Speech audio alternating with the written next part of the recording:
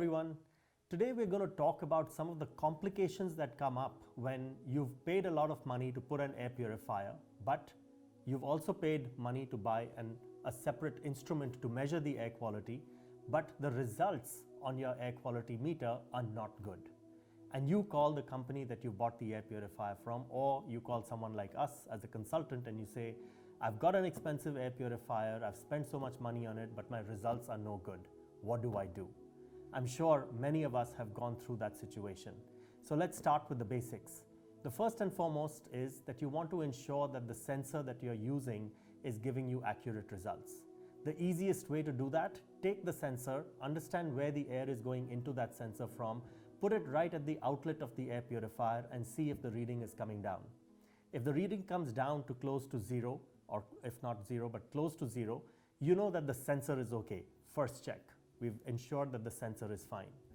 The next thing, ensure that the air purifier is on, and if the filters are totally choked and dirty, make sure they're okay.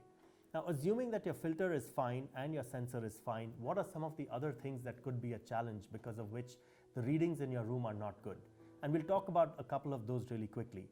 First and foremost is leakages. If you have a large amount of leakages in your windows and doors, or perhaps you have an old window AC which has a certain amount of air from outside coming in, and the outside readings are very high, especially in the winter time where it's 200, 300, 400, sometimes even 800, 900 micrograms per cubic meter outdoors.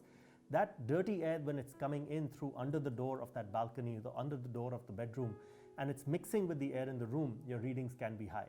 So try and minimize those gaps and leaks as much as possible so that you minimize the amount of exchange of air so that your PM 2.5 comes down. The second thing you want to check for is your exhaust fan. Is your exhaust fan in the adjacent bathroom or room switched off? You don't want to create negative pressure in your room, because then you're definitely pulling in not just a normal exchange of air, but you're going to actively pull in air from outside, and that is definitely going to keep your readings down. Third, is there any source of pollution in your room? Do you have carpets? Have you just done dusting or cleaning inside that room because of which the levels went up? Did you turn on a vacuum cleaner in that room recently? Because a vacuum cleaner, if it doesn't have a high quality HEPA filter, the exhaust air of the vacuum cleaner leaves a high level of fine particles in the air which are invisible, and they stay floating for a long time, and your readings could go very high because of that.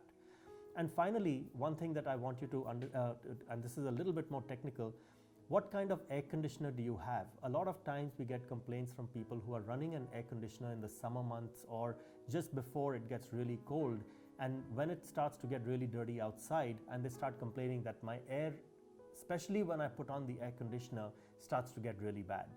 And that's typical in the case where you have a ducted split air conditioner. People consider that as a central air conditioning plant, like a VRV plant. It's not really central, but it's a ducted split air conditioner.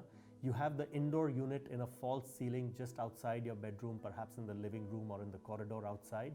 And you have a grill on the inside of your room which is bringing in air conditioned air. What typically happens when you have a system like this is when you turn on that air conditioner, it is constantly pulling air, trying to pull air from your room, air condition it, and throw it back into your room. Now, what happens invariably is that in that particular false ceiling where you have the machine installed, suspended from the ceiling, the trap door has certain gaps and leaks. And it is pulling air through the trap door from your corridor, which is not treated and cleaned. So when that dirty air goes through the air conditioner does not have any filtration, and it's constantly throwing dirty air into your room. No air purifier in the world can fix constantly throwing particulate matter into the room. So ensure that that trap door is sealed, and in that cavity where the unit is installed is completely sealed, and it's not connected to other areas of the false ceiling, and it's not a large area that you're trying to treat because of that. So these are some of the things that you can, some simple, some little bit more complicated, that you can look into and ensure that you have good air quality, given that you've spent the right amount of money on your air purifier and your plants indoors. And stay tuned to watch more of these videos on our social media platforms. Please invite your friends to join, and please put in your comments, your feedback, and we would love to hear from you, especially with your questions. That's what keeps us going on a week-to-week basis. We love answering your questions. Hope you're enjoying these, and hope you breathe easy.